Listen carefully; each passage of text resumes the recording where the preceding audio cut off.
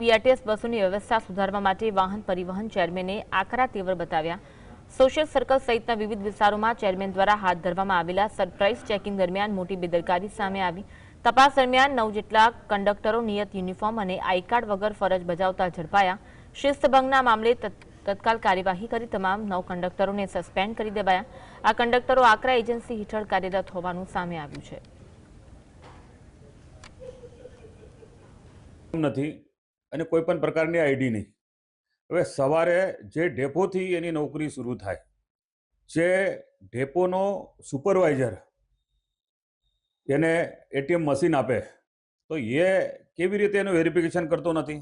ભાઈ એની પાસે I card છે કે નહીં, એ કંડક્ટરને એને અનુભવ છે કે નહીં, ટ્રેનિંગ લીધી છે કે નહીં।